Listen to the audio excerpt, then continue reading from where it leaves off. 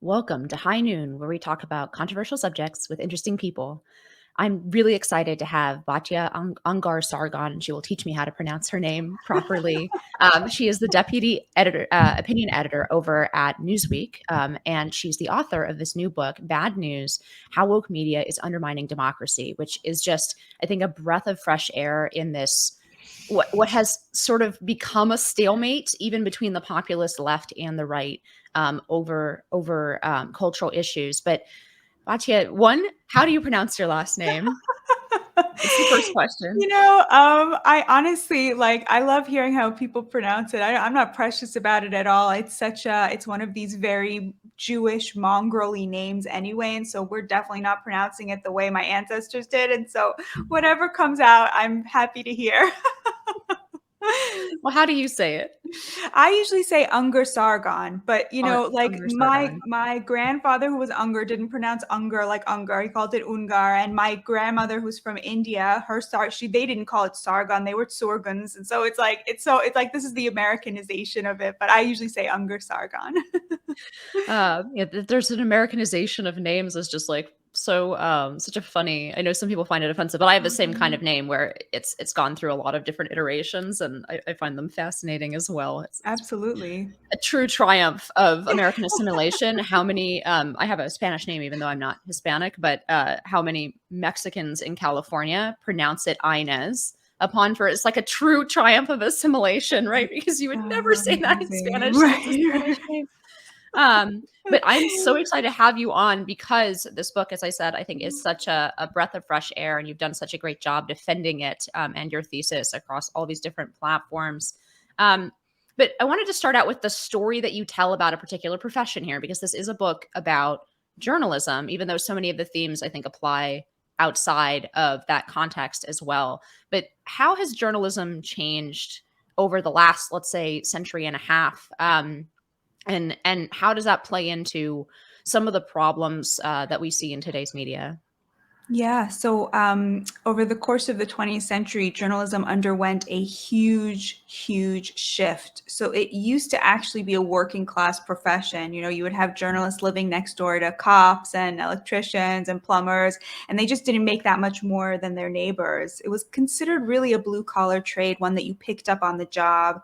Most journalists didn't have a college degree because you can't really teach journalism, right? You can't teach someone to be a good listener or to question their biases, right? They picked it up on the job, learning from other people who also didn't have college degrees. Fast forward to today, and 92% of American journalists had a college degree as of 2015, number that is certainly higher now, 5, 6 years later. And it's not just that they have a college degree, that it's one of the most highly educated industries in America. It's that journalists, along with the other highly educated liberals of America over the last 20 years, underwent a real economic status revolution to where the economy today is really working very well for people in the top 10%, which is where most journalists end up by the middle of their careers, just as it's working really poorly for the working class. And those go together because what I argue in the book, what I really show is that the course of journalists' status revolution is also the course of their abandonment of the working class to which they once belonged. And what we're seeing today with this whole woke moral panic, really, in the mainstream media that a lot of liberals like myself, lefties like myself, have noticed as well. That to me is really just the last stage of the liberal media's abandonment of the working class. It's a sort of highly specialized academic discourse about something that America has made huge progress on of late, an obsession with a problem that is just not the main problem anymore in America. A way of distracting from the class divide that is the real problem of America, that does harm Black and Latino Americans more than it does anybody else, right? But is really a class-based problem. And it's a problem that affluent liberals are benefiting from, which is why they're talking about a different problem altogether. That's sort of in a nutshell the argument that I make. So in particular, there was something that I learned that was totally new. I'm pretty into 19th century history, but I didn't realize there were these two very different models of how to make money off of journalism, off of news. And maybe you could tell a little bit about that story, one that catered to a large circulation within the working class and talked about issues that the working class actually cared about, and a second that did cater to elite opinion or an elite crowd because they had the money for ads and it might be a lot smaller. Yeah, absolutely. So American journalism was really born as a kind of populist revolution in the 19th century. A couple of, working class guys showed up in New York City and realized that all of the newspapers were catering to the elite. You had, economic papers catering to the business elites, and then you had political papers that were catering to the political elites. And the papers were very expensive. They cost $10 for a yearly subscription. You couldn't just buy one on the street. That was sort of the model that was set up until 1833, when a very enterprising young man called Benjamin Day showed up in New York City, and he was poor and he lived among the poor. And what he realized was that there was a lot of poor people and they were very literate. America was the first country in the world where you could be reasonably sure that if you stopped a stranger in the street, they could read. And he was like, there are so many poor and working class people and they have nothing to read, but they can read. Maybe they would read a newspaper. And he created the penny press. He charged 1 penny for it in the street. And he became incredibly wealthy because, of course, they wanted to read about themselves. And this was picked up by Joseph Pulitzer, one of the greatest American journalists in history, who, I think at his stage, he started charging 2 pennies, it was like 40 years later. But he became, one of the richest men in America. His paper was the #1 read newspaper in the entire world because it was catering to the masses. It was catering to the lower classes, and not in this kind of like condescending way. It was like they were his constituencies. The paper he wrote was for and about and by working class Americans. And so, of course, it took them up as a crusade, on their behalf. But it was very much about their lived experiences, about their lives. He gossiped about them. He made their news everybody's news. And he, of course, brought the news from, the elites down to their level so that they could understand what was going on and what was being said. And he made the masses unignorable by writing about them with respect and with dignity. And what happened was the New York Times actually was established as a counter-revolution to the penny press. So they realized that there was no way to compete with the numbers of the penny presses. They had a lock on the working class. But what they realized was, especially the Ox family that took over the New York Times, was that you don't actually have to compete for numbers. What you can do is you can go to a high-end advertiser and tell him that your readership is elite, and then you can charge more for an ad. And it works like that because, all right, think about it like this. Let's say you have an ad for a watch that costs $10,000, right? And you put that ad in a newspaper where 90% of the readership, is working class and 10% is upper class and in the market for a $10,000 watch, right? So whatever you're paying for that ad, it's only reaching 10% of that readership who is, only 10% of the readership are in the market for that ad, okay? So it's worth, let's say, a certain amount. But if you have a newspaper that 90% of the readership is in the market for a $10,000 ad, suddenly that ad is worth a lot more money because only the people that you are catering to are going to see it. You're not wasting any ad dollars on eyeballs that could never even dream of buying a $10,000 watch. That's the model that the New York Times embraced. We can create an elite readership. We can convey to advertisers that only the elites are going to read this newspaper, and then we can charge more for ads. And the way you do that is by creating expensive content, right? By showing to readers who this newspaper is for and who this newspaper is not for. And they were so bought into this model that in 1931, when Joseph Pulitzer's children tried to give the New York Times the circulation of the world, his newspaper that was for the working classes, they tried to give that circulation to the New York Times essentially for free. And the New York Times turned it down because they realized that those million readers would devalue their paper, right? That's how extreme a commitment they had to this model. Now, over the course of the 20th century, what essentially ended up happening was through a series of different kinds of media revolutions, ending with the digital revolution, is that essentially everybody is now in the New York Times model. All liberal mainstream media outlets are catering to the same 6 or 7 million highly educated, affluent, white, liberal readership. That's why, you used to have this plethora of different outlets, the Washington Post, the New York Times, the Atlantic, Vox, the New Republic, CNN, and they were each catering to different audiences. Today, all of those people are going for the same audience. And because of the tricks and tools of digital media, they all can. And that's where you see this homogenization of the news, as well as this moral panic around race.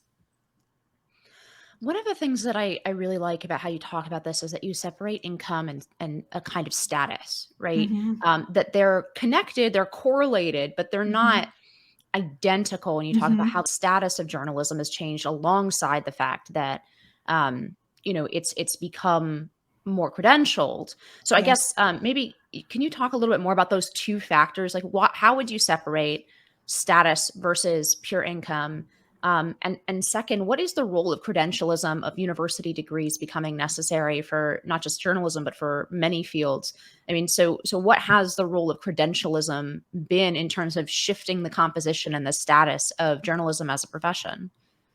Well, essentially, I mean, it's like this in every profession. The point is to deplatform the working class, right? The point is to essentially say that whatever exists in the vast middle of America, whatever we used to think of as the backbone of the Democratic Party, the backbone of this country, people who don't get that elite education, right? Like, it's to say your views are no longer acceptable, are no longer valuable, that's essentially the effect that it's had, right? You have to have gotten this, and I'm sorry, it is a ridiculous thing to have. Like, I have a PhD, so I can say this with a lot of confidence. Like, you're not learning anything of value at a liberal arts college. Like, that degree is not actually making you better at being a journalist. It's not making you better at questioning your biases. It's not making you better at respecting people and representing their views. It's just not.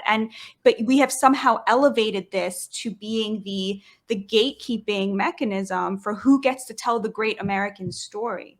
And what's essentially happened is yeah, you're right. It's not one-to-one correlation. You can have status revolution that doesn't necessarily correlate into dollars and cents. And for a long time, that was true.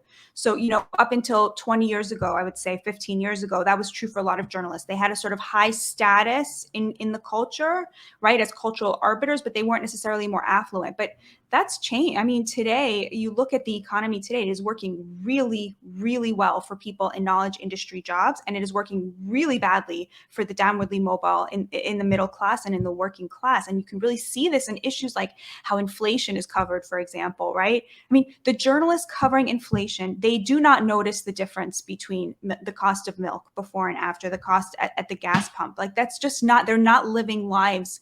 By and large, obviously there's exceptions, right? There are for sure exceptions, but by and large, American journalists mid-career to late career, they're not going to know the difference if milk costs $3.65 or $7 for a gallon. Like, and they don't know anybody who will feel it.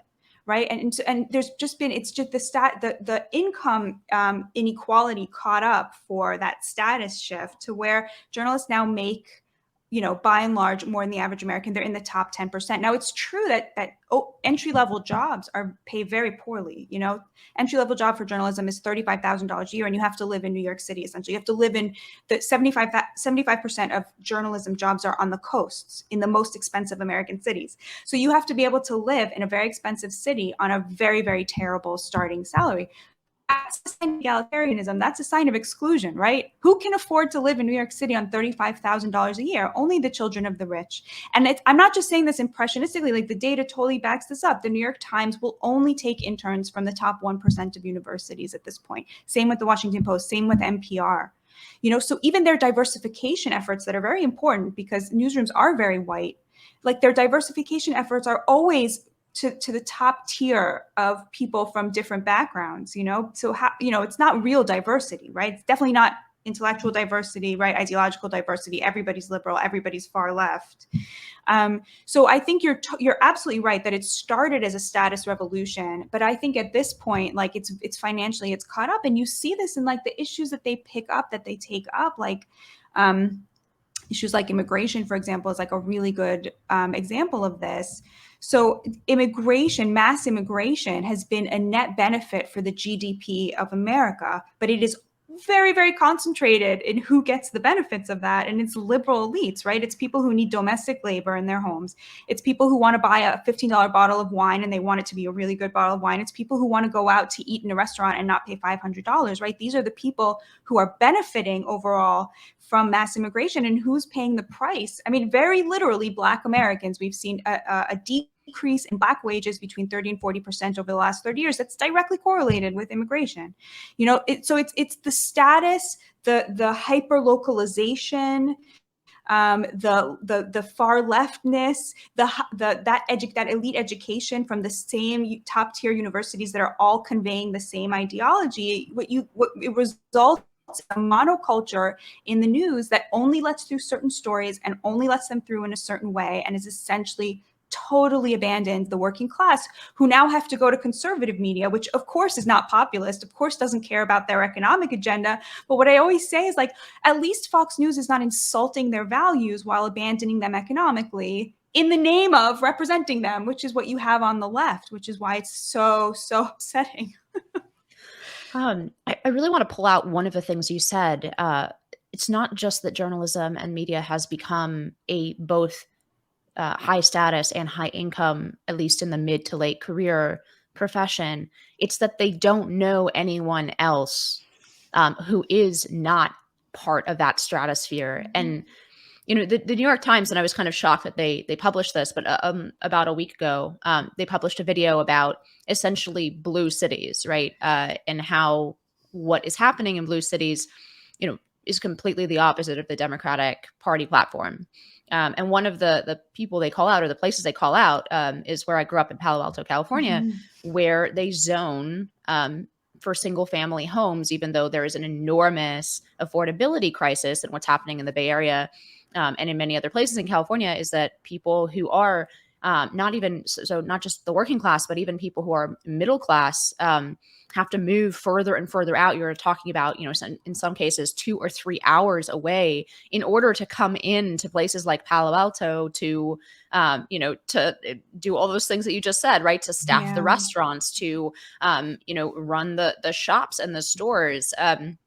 So you're really seeing this like extreme polarization in where people live. And I guess that was where I wanted to ask you. It seems to me that one of the most important and undercovered aspects of how we are polarized today and how we're pulled apart from each other is the fact that neighborhoods are no longer at all diverse in income, right?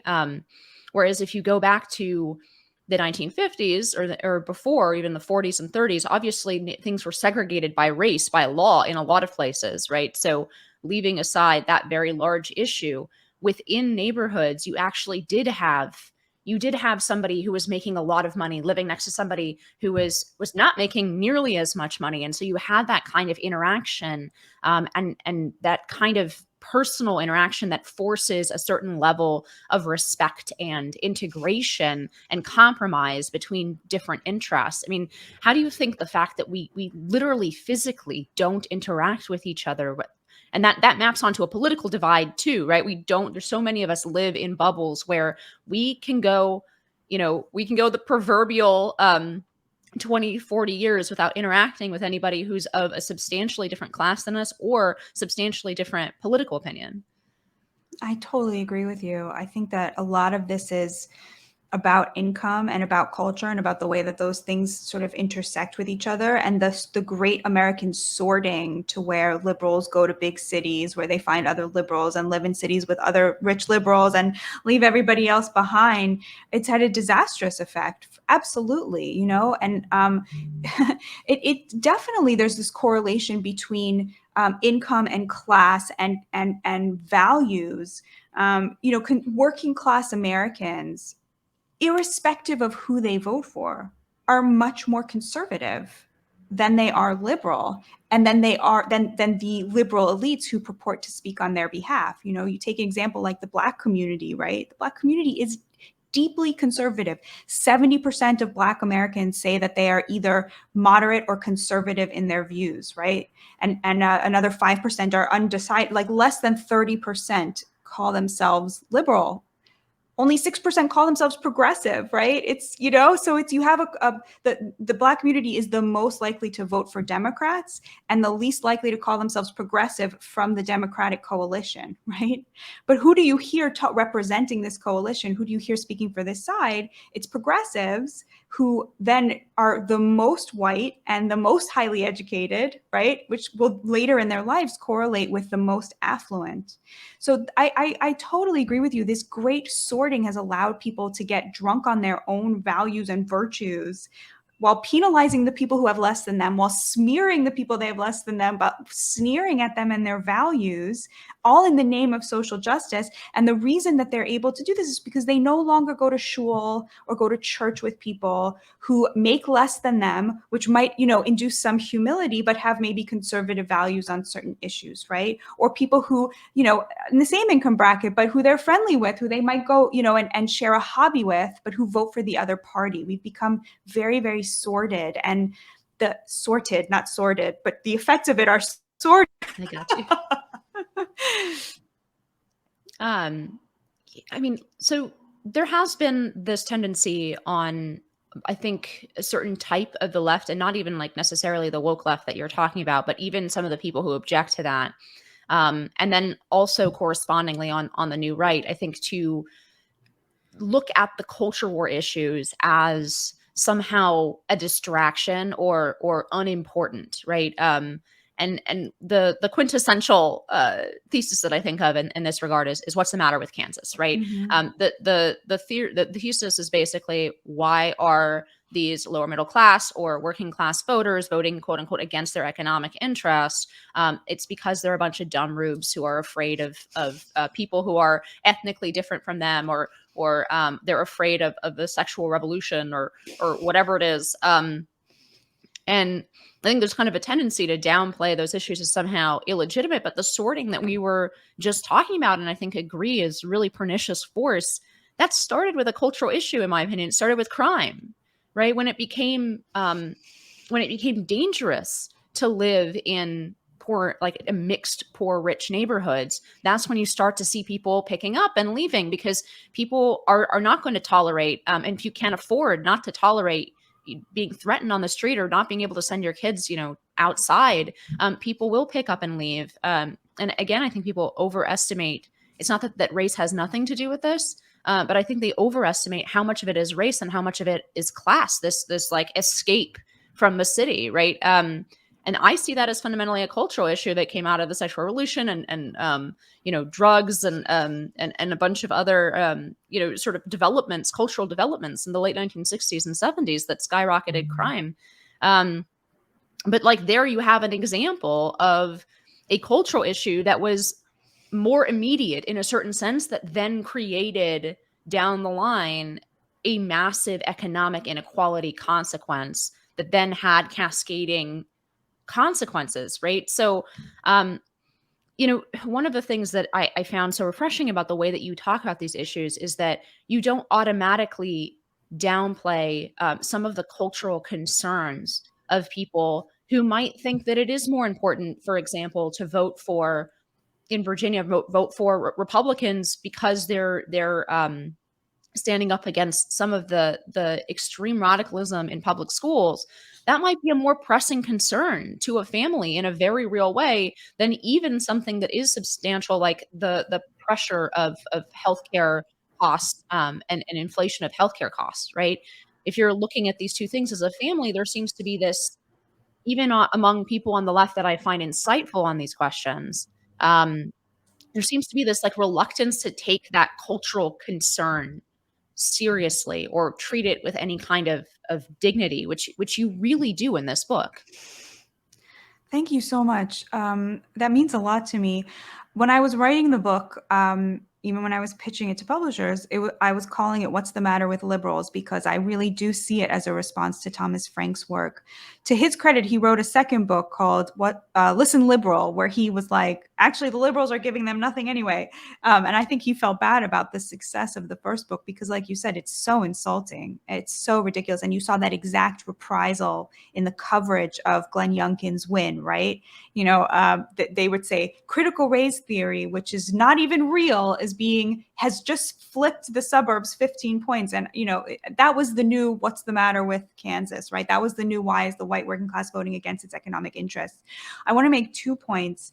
I completely agree with you that so much of it is about class. Christopher Lasch made the point that you're making, that liberals sitting in their gated communities were sitting there sneering at ethnic whites who were poor, who were worried about the influx of crime into their neighborhoods, and called them racists, while not ever acknowledging that it's a completely fair thing to want your child to be safe. And that indeed was why a lot of Black people wanted to move into those neighborhoods, because they too have the very real desire for their children to be safe. And I think you see a lot of this with the critical race theory in schools as well. That is a class issue, because liberals can afford to put their kids into private school where they can teach them whatever critical race crap they want, right? But people who are lower income, they're stuck with the public schools, right? Like, they're the ones who are stuck sending their kids to a place where somebody else, the state, is going to decide what they're taught, right? So it's a completely class issue mixed in with this cultural issue.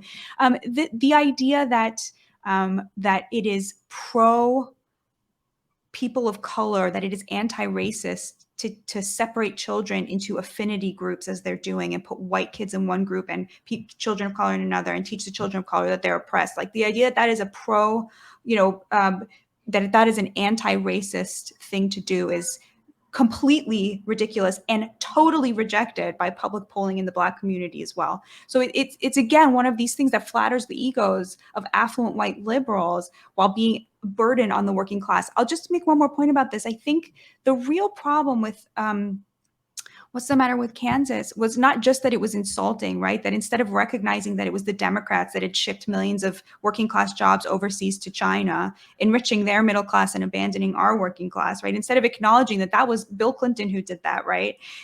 And saying, okay, well, we abandoned the working class, that's why they abandoned us, right? He argued, no, they were sort of hypnotized by conservative media, right? That created this quote unquote backlash culture that, these rubes, exactly like you said, these rubes were taken in by this crap.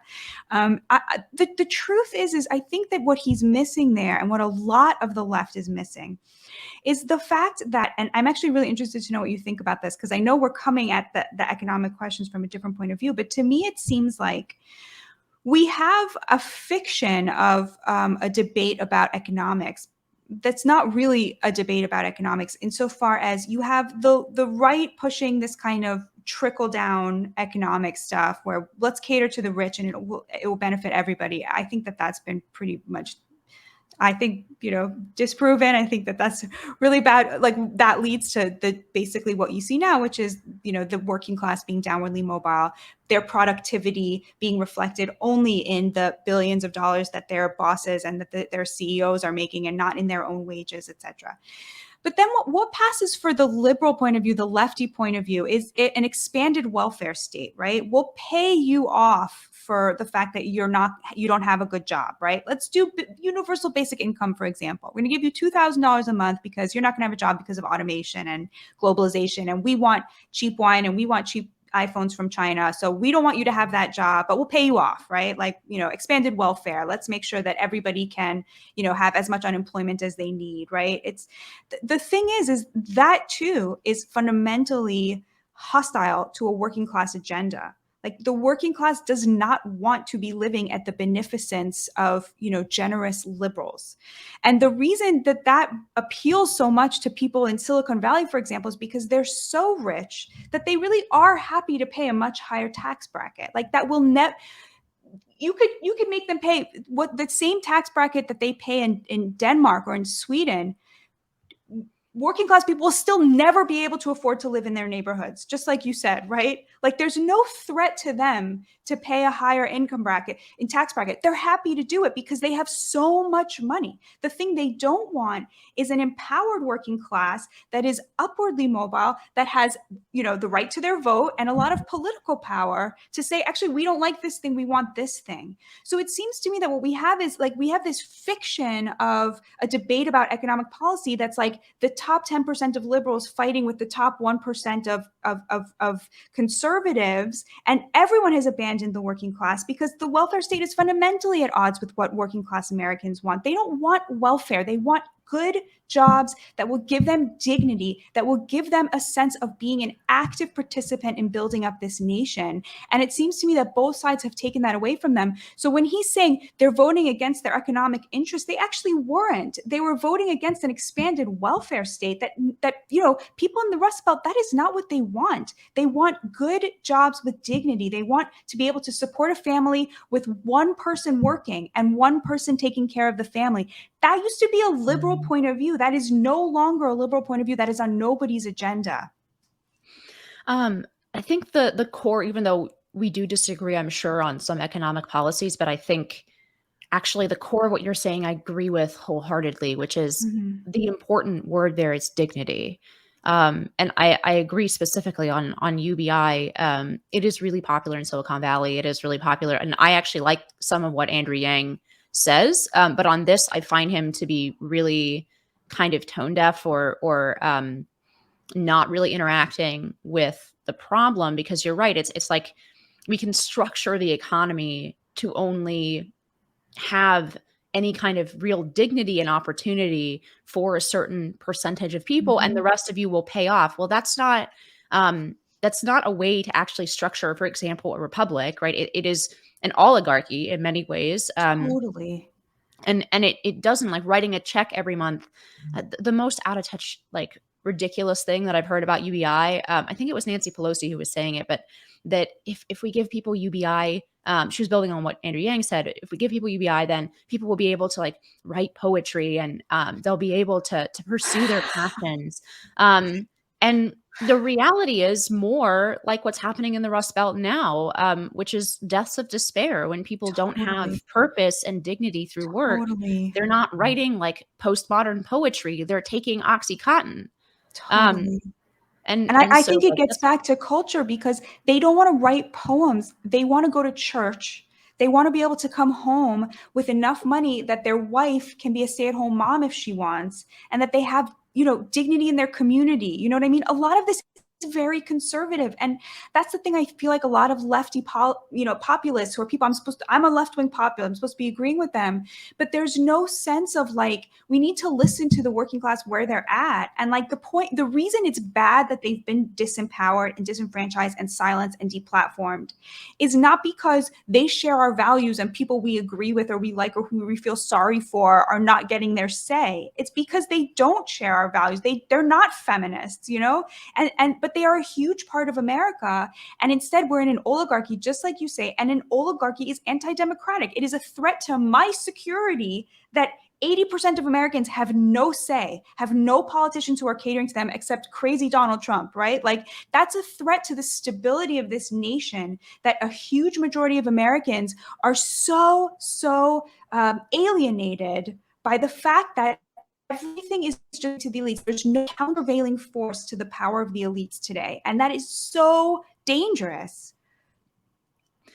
you know I want to touch on something that I think maybe we disagree on a little bit, but maybe not, and we'll find out. But it's to what extent, because it seems to me there are two problems here with the hardening of elite lines in America Mm-hmm. and class lines in America. One being that, just as you say, the elite have too many seats at the table, and there's no countervailing small d democratic force. And to me, that seems very much a product of a second piece of this, which is the sort of managerial revolution, right? So Mm-hmm. we do most policy in this country through bureaucracies, and Totally. the courts, which are both captured by credentialism Totally. and elitism. And there isn't, so there's a huge problem with I would say small d democracy. And I'm not always a small d Democrat in the sense that I take seriously a lot of the concerns of the founders about unchecked mobs and mob democracy. But I think in our particular moment, what we have is too little democracy and not and not, you know, sort of too much democracy. I'm not worried about too much Totally. democracy at this point in our development as a country.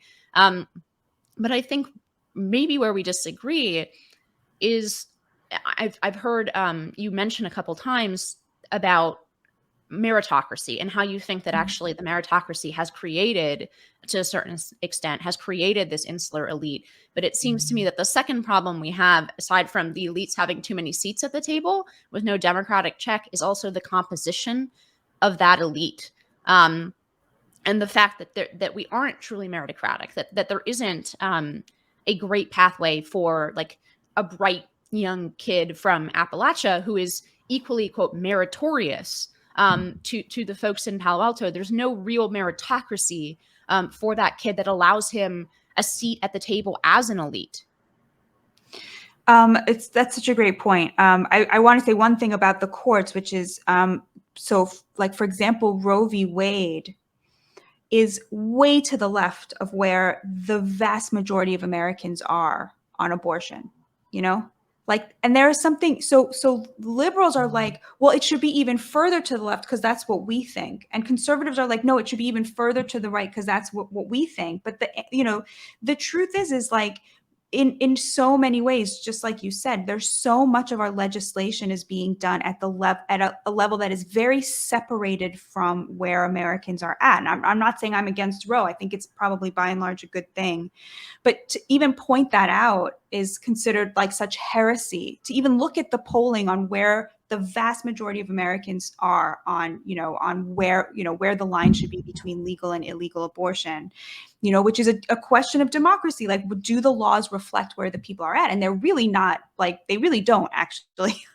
And there's a lot of things in the other direction as well, like our criminal justice system or, healthcare, for example. There's huge consensus between, 78, 80% of Americans about the need for some sort of public, guaranteed healthcare, be it a public option or just universal healthcare. And it's just impossible to imagine our politicians ever getting us there, So that I think that those are things that are really related to the credentialism, to the bottleneck right at the top that gets you into these positions of power. Now, to your second point, yeah, I want the meritocracy to actually be working. I want every, Black and Appalachian Einstein to be able to get to Harvard. That's extremely important. Our elites are extremely white. They're extremely upper class. They're extremely self-perpetuating. That's disgusting. And that should happen. However, my caveat to that is that what happens to everybody else? Like, the problem with the meritocracy is that it is built on the idea that we should be rewarded for our intelligence and our talents.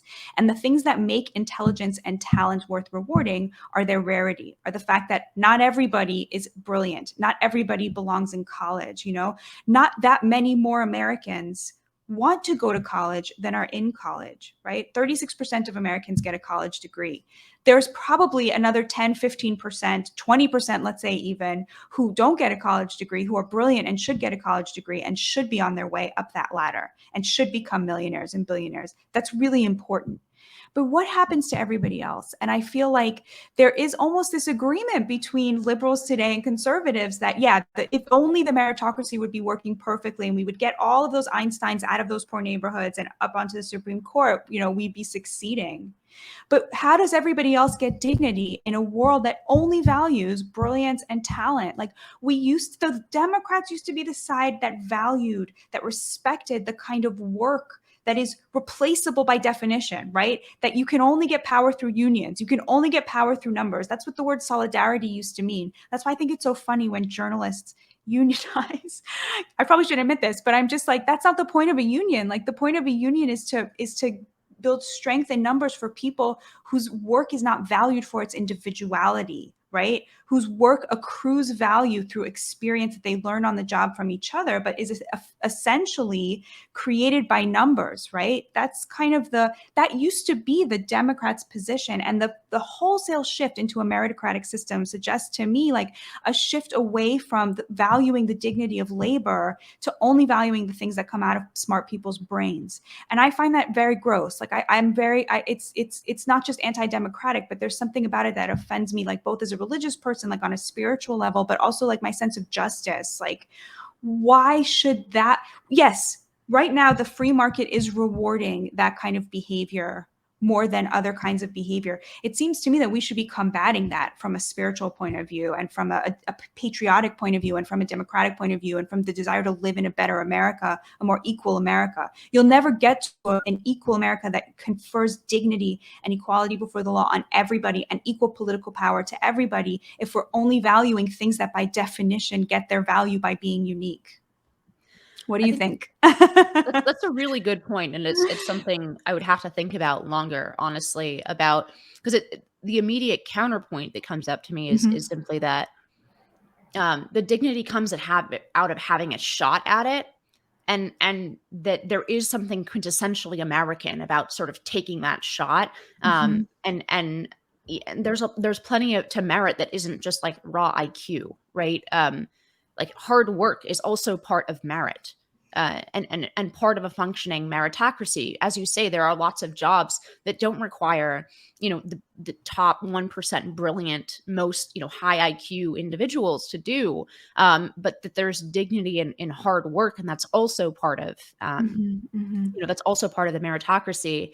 But I guess what we might agree on with regard to the meritocracy, we can talk about what a functioning meritocracy would look like. And I think that's a fascinating conversation. I have to think more on what you've said. Because I think it's such a good point. And it's worth sort of kicking around for longer than a minute on a podcast to make a response. But I think what we can probably agree on is that we're not really in a meritocracy anymore. Yes, And totally. you said something a little earlier about how they're perpetuating. So our elite are perpetuating their status, right, through their children who may not have exactly, because we're not just talking about high IQ tech startup bros, right? I think that's definitely a high performing one sector of the economy, and that is to some degree meritocratic. Like I grew up in Silicon Valley. These people who are starting, they're doing startups and stuff. They are brilliant, and they are working, Right. 16, 18 hours a day.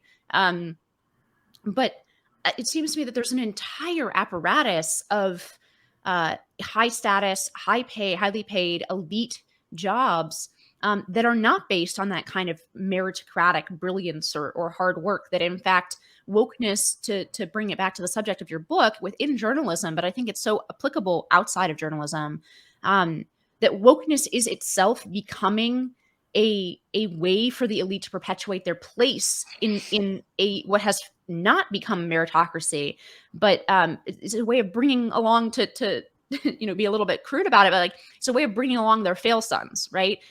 You have kids who may not be as brilliant as their parents, for example, or as naturally sort of meritocratically elite as their parents, but they can shape that resume for universities by doing woke projects every summer. When I was in Palo Alto as a kid, I used to call it combing llamas in Peru, because so many of my my like fellow whatever, like starting in 8th grade or whatever, all these parents were elite parents send their kids out on these projects, right, to collect social justice points. And it's so condescending, and it's so like in Palo Alto So we did a lot awful. in EPA, where like EPA, when I was growing up, was no longer a murder capital of California. It was a functioning middle class community in many ways. And so you had these rich kids from Palo Alto going over to do their service projects, right, in EPA, and it's so condescending. But That's they are not terrible. doing it out of the goodness of their hearts, right? They're doing it to build a resume for college.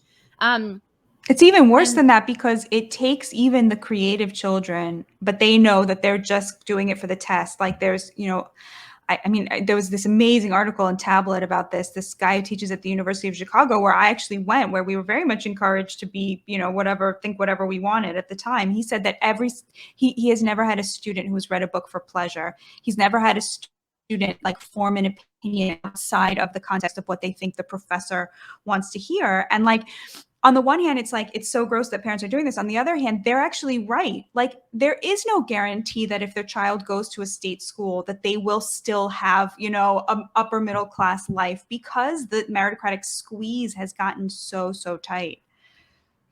Yeah, I mean, I think that there's a certain inevitability. People always want the best for their children.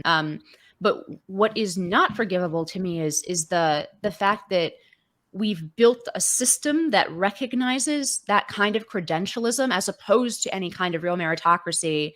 And so like these folks, yeah, they don't do the startup thing in Silicon Valley. What they do is they work in an HR department for a Fortune 500 company. They work in federal agencies, ever larger, like sort of bureaucratic compliance. Yeah. And that bureaucratic compliance and managerial state is also now becoming an ideological compliance Yes, totally. machine. And you can now make money. What really worries me, because I think conservatives used to say like, oh, don't worry about the gender studies programs or whatever, they're going to graduate and they're going to be baristas. Increasingly, that's not even true. You graduate from a gender studies degree, and that wokeism, like that jargon that is the equivalent of a UK accent from like some, I don't even know where the places in the UK are that are like fancy, but having the exact right accent, that says that you went to the exact right schools. Increasingly, having the right woke language and the right woke opinions is itself a class indicator that gets you a job, making six figures, making very good money in some of these like compliance industries. And that's not merit, right? I think maybe that's where we can agree. I don't think that that's a functioning meritocracy. That's a credentialed elite perpetuating itself. And while I understand the personal impulse to want to make sure that your kids do well, I don't think that we should be defending that system, or we should be critiquing that system and trying to make it genuinely more fair. I totally agree. Yeah, I totally agree. Can I ask you something? Sure. Okay, it's off topic though. That's fine. I have an off-topic last question anyways, so. Oh, awesome. Okay. I wanted to ask you something about feminism. Okay. I actually agree with a lot of your critiques of the way in which like girl boss feminism, actually from a class point of view, erases, the commonsensical in a way, which is very much associated with lower classness, right? Like with not going to that, to some elite school and coming up with some elite view about these things. But what I wanted to ask you was, like, on a material level, yes, we've made women unhappy, but like domestic violence is much lower in America than it is in other countries where gender roles are still much more enforced culturally, socially, if not even, in some sort of like political way. And we're critiquing, the sort of like the meritocratic rise of these elites, but they are sort of, they're not poor, right? Women do have opportunities to out of poverty in this system that, yes, is worthy of criticism, right? But has also given them a level of independence and ability to represent themselves that you wouldn't find in cultures that are still more divided by gender. So I feel like on the one hand, I agree with so much of your criticism of like what feminism has become. But on the other hand, I'm so curious, am I wrong about this, that, there is a correlation between being unhappy at where we've ended up, but also things being materially much better? I think it's kind of, I think it's related to the larger phenomenon of sort of atomization, and you've mentioned community and religion, right? I think one of the problems with prosperity, and I think it's related within the gender context, one of the problems, and I don't want to go backwards in terms of like, the prosperity that capitalism has brought us. I certainly don't want to go back to people starting in the street, like the majority of people being, insecure about when they're going to get their next meal. So that prosperity has been an enormous blessing, but it's also come with attendant problems, which has been the atomization when you can financially leave. Because the reality is, even laying aside something like domestic violence and really bad like situations of abuse and psychological abuse or whatever, it's not always pleasant to be part of a community, right? To be part of a family. It means conflict. It means giving up a lot of your sort of individual desires. It is a exercise in humility and like sort of sublimating your own needs to the needs of others, and that's not always pleasant. And so I feel like, just as we've seen the collapse of the family, um, you know, and the atomization of individuals, that ultimately doesn't make us happy, right? So I can see what you're saying, that there might be, if we return to a more traditional sexual polarity, that might provide cover for certain men to take advantage of that position, right? That they have, because women would be more dependent by definition on men financially. But I think that we now have the corresponding problem, right? Which is that we have made ourselves all so independent. And not just women with regard to men, but just generally in society, we've made ourselves so independent that we are lonely and miserable and atomized, and we can't relate to each other. And I fundamentally, like, I think, just like I think not democracy is not always the answer, perhaps sort of my ideas would not always be the answer. Maybe there are situations or societies in which that balance is out of whack in the opposite direction. But I look around me and I don't see a problem of too many or not enough men being sent to jail for being abusers, but that on the opposite side, it's so pervasive how lonely a lot of us are, and how we have difficulty forming and maintaining relationships, and especially with the opposite sex, and how little we understand each other and value what's different about men and women. And I see more of that problem, and so I'm advancing a set of ideas as a solution to the problems that I see as most pressing. But that doesn't mean that every society or at all times has had the problems we do, if that makes sense. Like, I think that No, in a different totally, context, totally. there might be a need for a different advancement of different ideas and policy. But this is actually kind of related to what I wanted to ask you last, which is, I think, very much connected to this feminization kind of question of our politics, and of there not just being a lot more women in power, but sort of a culture that is in many ways kind of turns a lot of men away, especially working class men, from a lot of these institutions. And they are sort of, they're therapeutic, and even the language around them is sort of about trauma and talking about your feelings. And like, a lot of men find that really like alienating and don't want don't want to participate in institutions that require it. I mean, even in your job now, right? Most people who work in corporate America, it's a family. We talk about it with all this therapeutic language, and I think that's kind of annoying to a lot of men.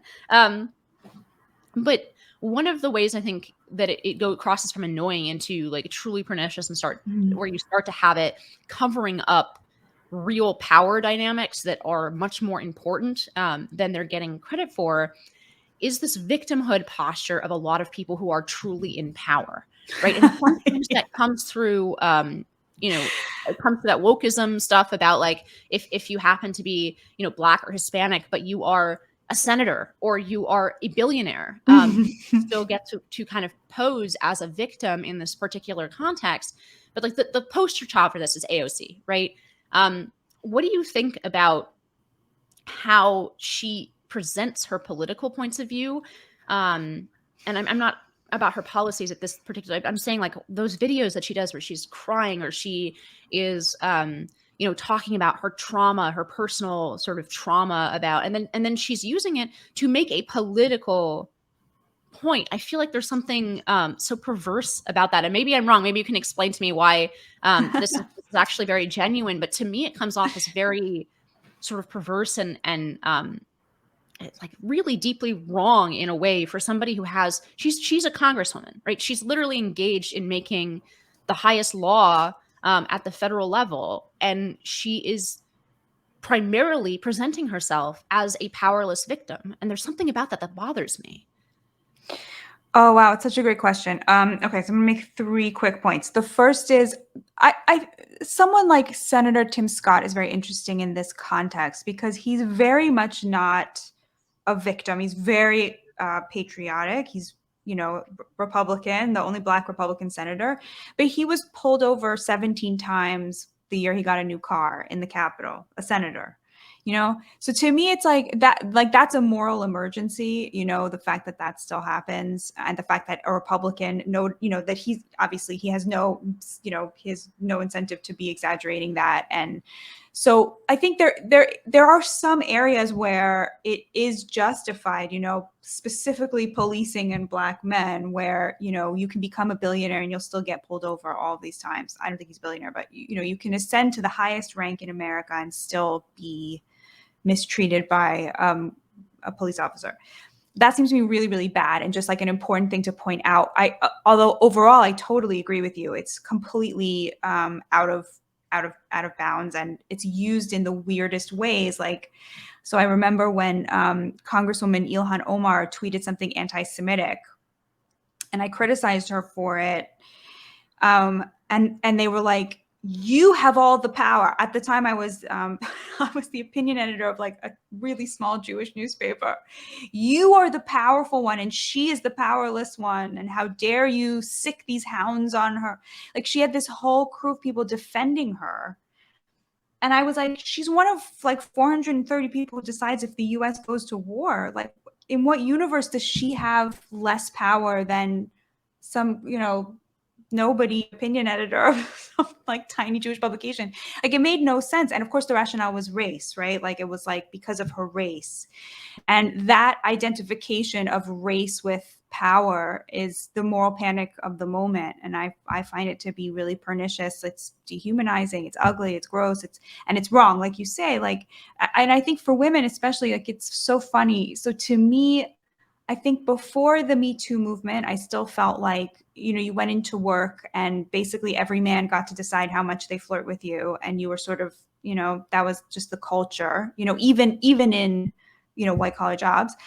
After the Me Too movement, that is just like patently false. Like, right now, men very much in white collar jobs and upper class jobs are very afraid of being Me Too'd. They're very afraid of being accused of misconduct. And now really that power specifically around how they interact with women has very much moved to women. That's been my experience, it's been the experience of most women I know, just in this elite, right? To act like that hasn't happened, like that huge shift that happened over the last 6 years didn't happen, it seems to me like it's very dishonest. But you clearly get power from acting like you don't have it, right? Like, if you can be the victim of that scenario, that is a very powerful position because people feel really sorry for victims, and it's a way of really sidestepping other forms of getting respect by demanding it on the grounds of having been deprived it, something like this. And I agree with you, AOC is definitely the poster child of this. But with her, I just feel like the reason I find her so depressing is because she obviously is genuine. She obviously truly believes it. She truly feels it. She truly physically embodies all this, the idea that she is powerless and a woman of color and working class and all this stuff, like that she is deserving of your constant pity as opposed to commanding your respect through actions. And so I feel like that to me, she is like she's proof that at some level the meritocracy works. Like, if you are really beautiful and really brilliant, which she is, this country will reward you very greatly. Like, that's kind of like the AOC story, right? She's sort of a Republican, American dream story, right? Like, and to act like that's not that she is somehow still in this embattled position, even given all the outsized criticism she gets, whether she deserves it or not. I agree with you. There's something about it that's sort of like, it's hard to know what exactly to do with that. Like, one doesn't want to add to the outsized attention and obsession and the need to like just destroy AOC or like criticize her no matter what she's doing. But at the same time, Like, it seems to me like there were two options to go in terms of how we told young women to deal with the fact that men sometimes want to do things to you that you don't want. Like, there's one option was to be like, as soon as that starts happening, you have to just pick up your cell phone and whack them across the head. You can do this because you have all the physical strength you need, right? Like, that could have been the message. And instead, somehow we gave them the message that, like, you know, if you don't actually even voice the fact that you don't want to be doing something, then it's rape. You know what I mean? Like, we went in the opposite direction. Instead of saying you have all the power you need to, 9 times out of 10 on a college campus to stop something from happening, we redefined what assault meant to where even if you don't express that you don't want to be doing something, it's an assault. And so in a way, the messaging was disempowering rather than empowering. Does that make sense?